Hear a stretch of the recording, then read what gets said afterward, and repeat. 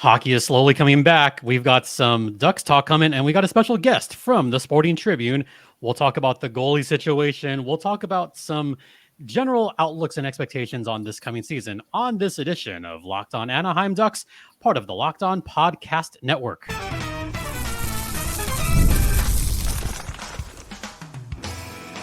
You're Locked On Ducks, your daily podcast on the Anaheim Ducks, part of the Locked On Podcast Network. Your team every day.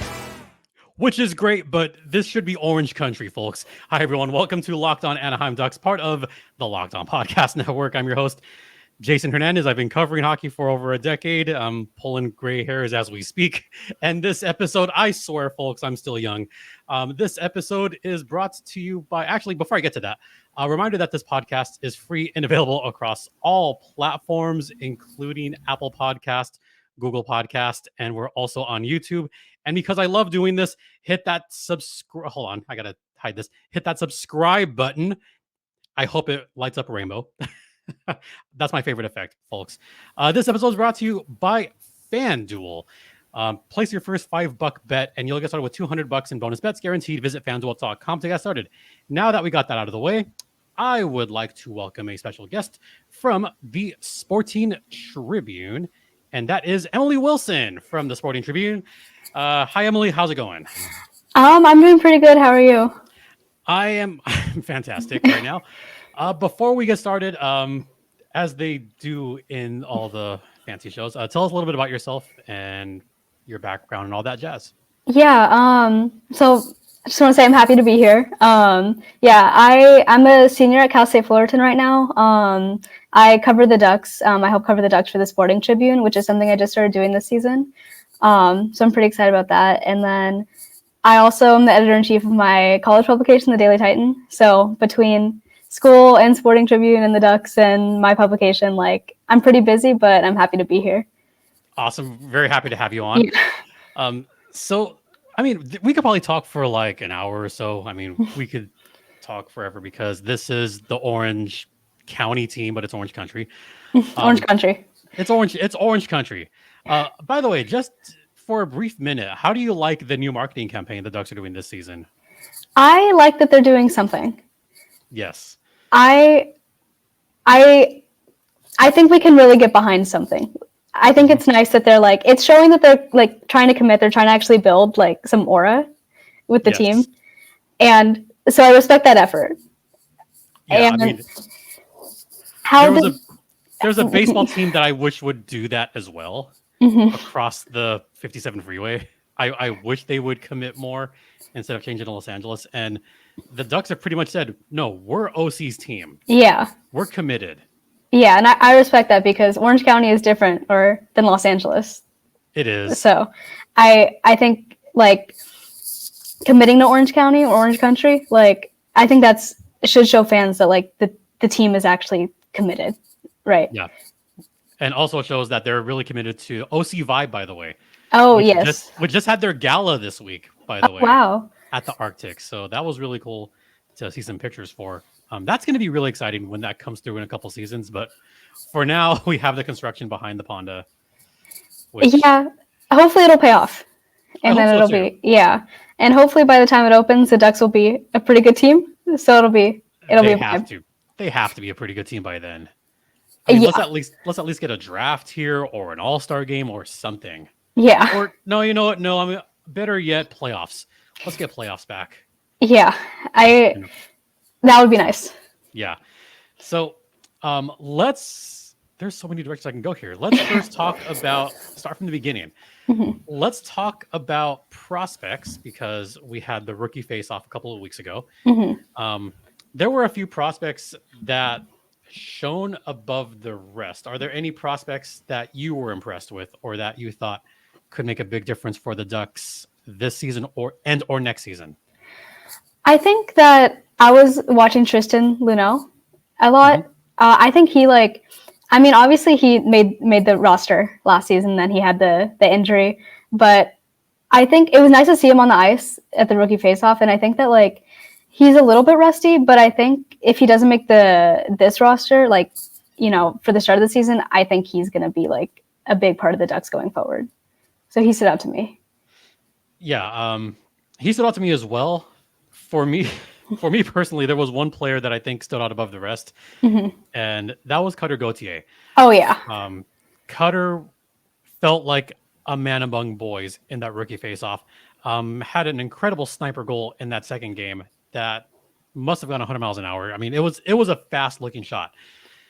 I don't know what you can say about Cutter Gauthier for you personally that hasn't been said already. Yeah, the reason I didn't mention him is because I thought it was like an obvious. Like Yeah. I was watching the game yesterday and he had 12 shots. Like, I think he's going to be such an asset offensively for the Ducks. So my buddy Shang Peng, who works for San Jose Hockey Now, he counted 17 shot attempts by game's end. So that's not even the shots on goal. That's the ones that missed as well. Yeah. It's been a while since the Ducks have had someone that was so willing to shoot, right? Yeah, and I mean, he was pulling them from everywhere. Like, and I think, they didn't go in yesterday, but I think they will start to. And I think that, like, once he's obviously established himself as a threat, but once, kind of opposing defenses, they'll change the way they play around him and his just, like, aura on the ice. And then, like, it'll open other things up for the Ducks, too, I think. Yeah, I mean, once he picks the corners and starts, getting 5-hole, 7-hole goals, then I think those numbers are going to go up because it's rare when you put up that many shots and none of them goes in. Yeah. And it was just a preseason game. Like, yeah, take it with a grain of salt, but I think it's based on what I've seen. I'm very optimistic. I'm extremely optimistic because the Ducks in recent years, as I'm sure you've noticed, have been a little pass happy at times. Or there were power plays where they were pass, or around the horn.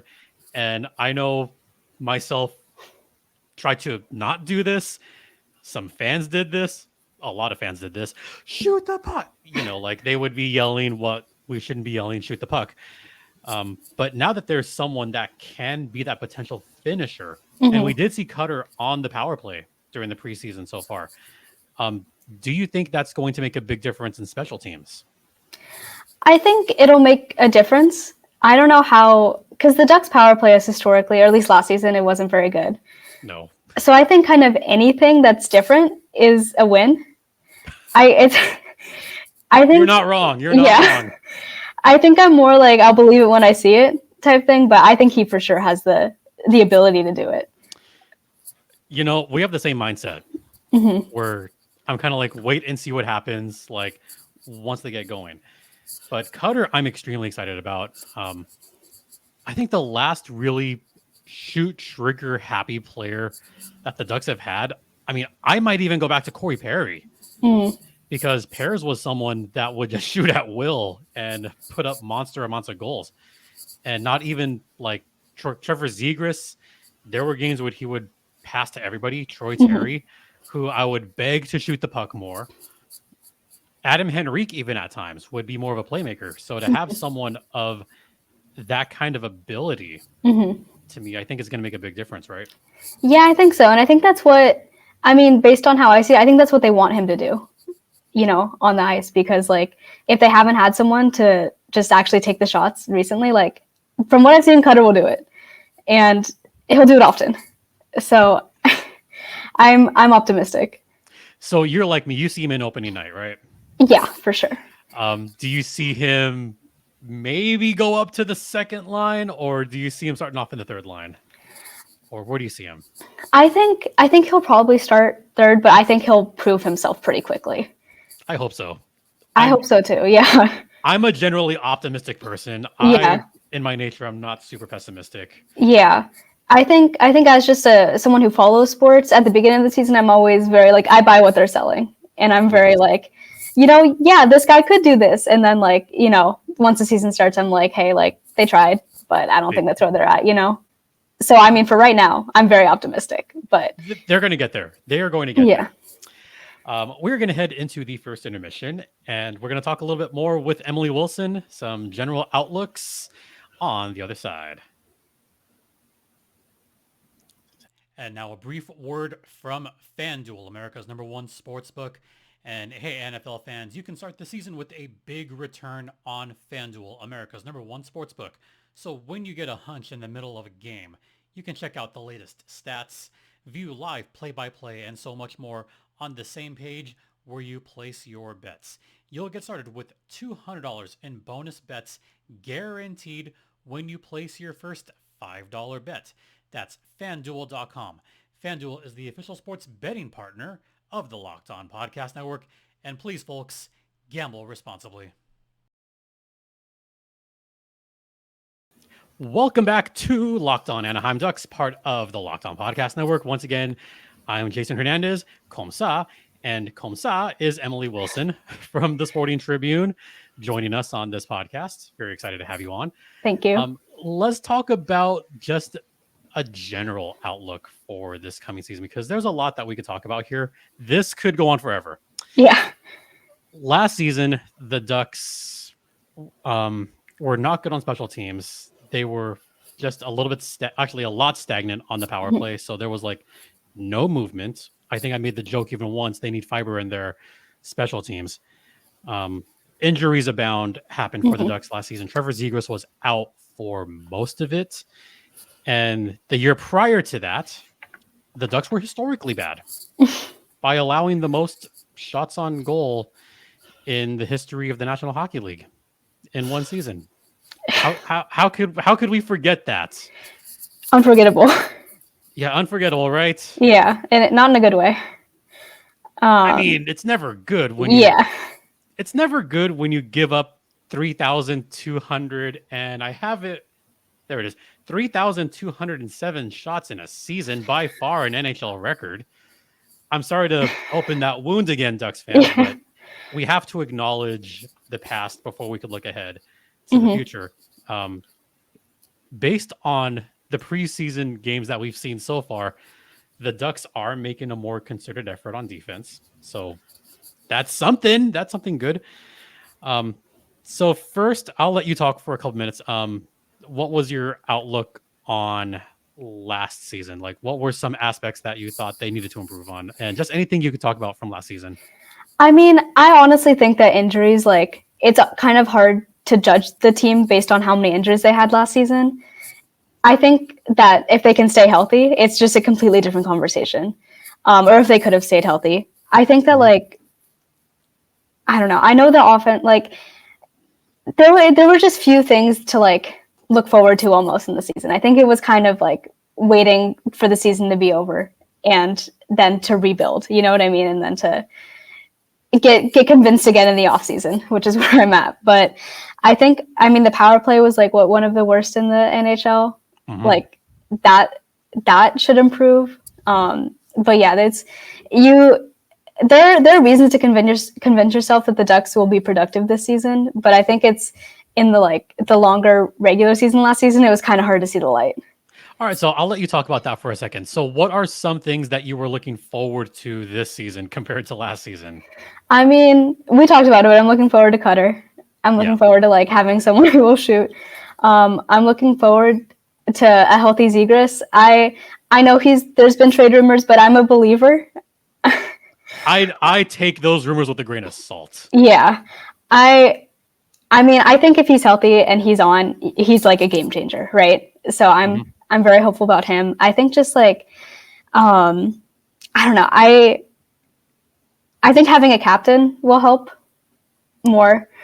Yeah. Because I think, I mean, the Ducks are a young team, and without a captain to like, how can you expect them to compete when they don't have like kind of that veteran like leader in the locker room? So I think having Radko doing that will like be helpful. And I think that was kind of something last season where it was like a reason why things were the way they were, you know? Well, I mean, last season they couldn't really have a captain because they were still trying to figure things out. And there were so many injuries. It was hard to determine who would be a captain. Yeah. And I think this was like the first time the Ducks didn't have a captain for a couple seasons. Yeah. Because usually at least they have someone in the interim. Enter Teemu Selanne way back when. And not having a captain, it felt kind of, I think the word I'm looking for is a synonym of not necessarily empty, but there was something lacking without having a captain there. Yeah, for sure. And I think that like kind of going into this season, I think that's just kind of like a very simple way where they can improve, right? And I think, I mean, based on what I've seen, based on what I've heard from around the team, Radko is like the guy for the job. So I'm optimistic about it. I mean, honestly, I wasn't too like, I was happy. I didn't have a strong reaction. I'm hopeful, as I am with everything, but based on what I'm seeing from around the team and like around fans and stuff, everyone was pretty happy that they had a captain and they had one who's like as loved by the team as he is. So I see it like generally pretty good about it. You know, when I got on the Radko Gudas boat was not during the season. I actually got on the Radko Gudas boat towards the end of the season when I noticed that he was starting to be that guy, like the last one in the high five lines. And there's a particular game that I remember. This was the Ducks against the New Jersey Devils when they visited the pond. And Radko was kind of not the rah guy, but he was the one that was starting to talk to players a little bit more. And he was the last one on the high five line as they exited the ice every period. And he was talking a lot more to the guys. So I was starting to get convinced. What really convinced me was the World Championships in the Czech Republic or Czechia. I always call it Czech Republic. Me too. Yeah. So that's what started to convince me that I think Gudas could be a captain because he helped lead that team to a gold medal, by the way. That's a gold medal winning team. Yeah. And he started to take young Lukáš Dostal under his wing, pun intended. And what I really liked about what Gudas did during that tournament was he showcased that, yes, he still has an ability, but he showcased that he can tell his teammates, look, you need to stand up for your guys. You need to not let these guys push you around, which there was a story that came out later on that there was some words with Matt Zuccarello, and I'm sure you heard, I think it was the block party back in way back in July. I don't know if you went to that. I did not. So there was a quote from Steven Solberg when he F-bombed the crowd. That part.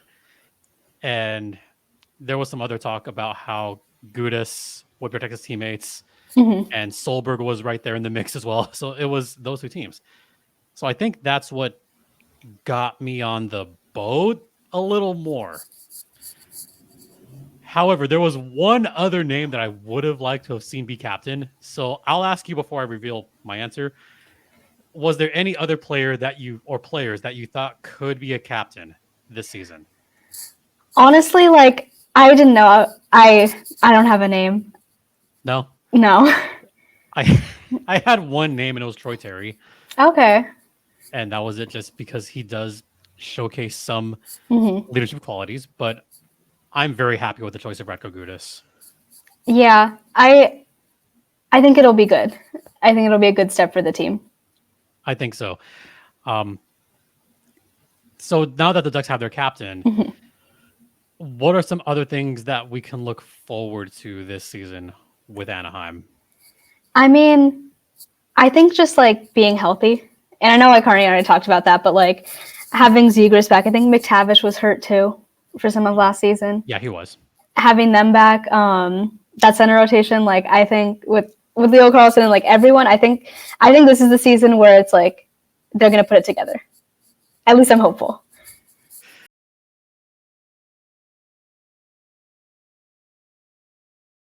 So far in the preseason, what lines have impressed you so far, or who do you think is going to pair up together, or not pair up together, but line up together? Like, who have you liked so far? I'm not sure. I've just very briefly gone over the preseason. I've been very busy, so I'm not exactly sure. But I don't know who stood out to you. Ooh, the power play unit. The power play unit with Lacombe and Terry and Leo together. I still like Terry and Leo Carlsson on the same line. I don't know if it's going to be that way for the whole season, but I liked what those two had together at the start of last season. So I'm kind of hoping to see more of that this season. I know there's players that we haven't talked about yet, but I'm still so focused on the young guys. Yeah.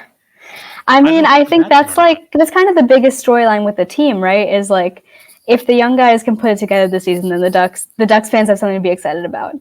But if it's just kind of more of the same, then it's just more of the same, right? It's bottom of the division, like no outlook. But I think it's fair to have the young guys be the biggest part heading into the season. Yeah. You know. Let the kids play. Yeah. So I'll ask your opinion on this. Not exactly like rookies, but just like the younger guys, and by that I mean guys that are we'll go 24 and under. Who are one or maybe two of the young guys that could have a breakout season that could be that guy for the Ducks this season? Yeah. I mean, is it a cop out if I say Cutter? Like not at all. Yeah. Not at all.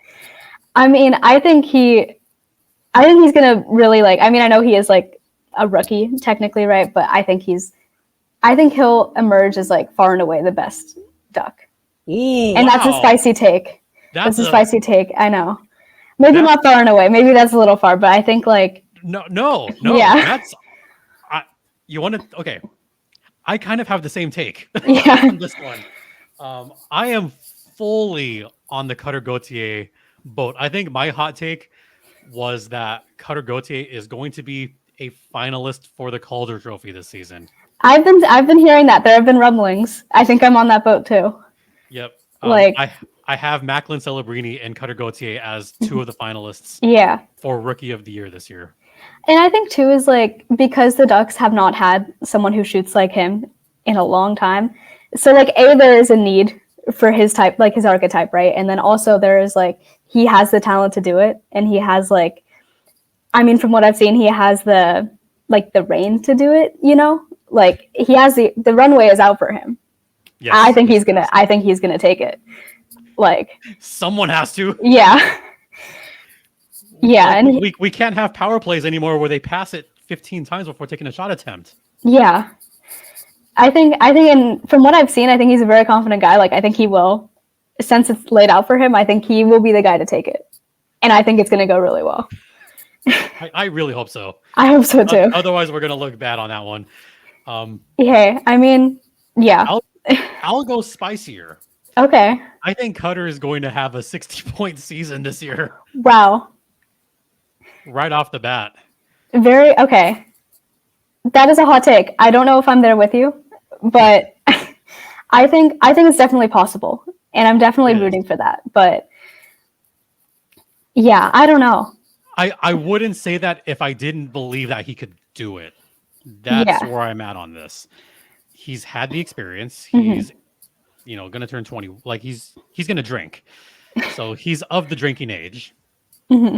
But like you said, he has the confidence. Yeah. He has this aura around him. Like if no one else is going to be that guy, I'm going to be that guy. And for him to kind of have that attitude at such a young age, we don't see that too often in the National Hockey League. Now, I'm not saying he's going to like bust everything open in the league. Yeah. But what I am saying is that's going to give a boost to the Ducks that they haven't had in a long time.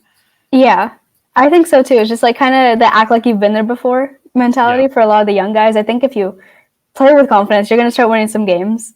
And if you like play with confidence through the whole games, you're going to start winning the close games, which is something that didn't really happen last season. Ooh, that's a good take. Yeah. That's something that I think Ducks fans should look forward to. I'll give a couple other names because I feel like we've been a little bit unfair to the other guys. Right, yeah. A little bit. So I think we should at least talk about them a little bit. Yeah, agreed. One other young guy that I'm really looking forward to seeing this coming season is a full and healthy Trevor Zegras. Yes. Zegras came into camp with the Yager hairdo. With the mullet, yeah. Very Gen Z. I don't hate it. Yeah. I'm very Gen Z. That's what I'll say. Like, I respect it. Is it just me or does it oddly suit him? I think it does. I think I was just watching a clip of him on Duckstream explaining the mullet. I think it works. I think it works too. I mean, the party in the back is nice, but the reasoning is fine. Yeah. Good. Trevor Zegras, by the way, did lead the team in points and goals 2 years ago. Mhm. So I feel like there's no reason. I mean, there is reason why he cannot do that again. Yeah. Is there's other guys on the team that could supplant him on that, Mhm. which leads to my second young guy that I'm looking forward to seeing. And there's a lot of choices here, Yeah. but I'm going to go with Leo Carlson Okay. as my other young guy to watch. He had a little bit of restrictions last season. Yeah. Um, I think the leash is going to be loosened a little bit this season, Mhm. and we could see. I mean, he had a hot start last season. Part Mhm. of that was Troy Terry pumping passes to him, but Leo Carlson was slowly starting to gain a lot more confidence before he got injured. Yeah. And I think giving him a full season and putting him on top six, I think is going to give him that much more confidence. Yes. And as we saw on the power play recently, I think he's ready to take on that bigger role. Yeah, I think so too. I mean, I think where the Ducks are at, in my opinion, is kind of like what you said. Let the young guys play. Like, Yeah. and I think they have it. I think they will be capable of putting it all together. But I mean, a point on Zegras is I really do think he has made strides defensively. Like, I know that is not his strong suit, but I think he has gotten better, and I think he will show that in the season. Are there any other names that I haven't mentioned that you want to talk on? As far as the young guys, I don't think so. I think you kind of covered it. Yeah. But sorry, Mason. Yeah, he got some love earlier. I mentioned him a couple times, I think, but I mean, I think everyone on the Ducks has a chance. You know what I mean? It's not to like put a knockout on any of the guys. Like, I think everyone has a chance to like play well. Yeah, it feels like everybody improved. Yeah. This offseason. Even someone that I've been high on for a long time, Sasha Pastujov. His skating has even improved this year. I know that was a knock on his a couple of years ago when he was first drafted, but his skating has improved even during the preseason. I mean, he's not going to make the Ducks. I think he's going to be a stalwart for the San Diego Gulls. But that's another guy that I've enjoyed watching. Yeah. So, I think what's nice about the Ducks too is they have such a deep, just kind of rookie pipeline playing for the Gulls too. Yes. I hope that contributes to a Gulls playoff berth this coming season. Hopefully. I think they have the talent to do it. Yeah. They absolutely have the talent to do this. That'll do it for this podcast. Once again, a big thank you to Emily Wilson from the Sporting Tribune for joining the show. And we actually wound up talking for a little bit more. So this is going to be a 2-part episode. So be sure to check out part 2 of our interview next time, where we delve into a few more things. We delve into the D-men, the defense. We have some goalie talk, including a very hot take there, and just other stuff. So be sure to tune in to part 2 of that conversation with Emily Wilson from the Sporting Tribune. All right, that's going to do it for this podcast. Once again, thank you all for watching. Thank you for listening, and keep sending in those mailbag questions. You could message me on Twitter X. My personal Twitter X is @StimpyJD. The show's Twitter X is @LO_Ducks. You could email me at lockedonanaheimducks@gmail. Yeah, lockedonanaheimducks@gmail.com. We're free and available across all platforms, including Stitcher, Spotify, Apple Podcast, Google Podcast, etc., etc. And thanks for making this your first listen. Make sure to give Locked On NHL your second listen of the day, as they cover all the news of the start of the NHL regular season. So be sure to check that all out. In the meantime, thank you all so much for your continued support. It is so greatly appreciated. For Locked On Anaheim Ducks, I'm Jason Hernandez saying have a great rest of the day. Please remember to be safe out there, be kind to one another, and Ducks fly together.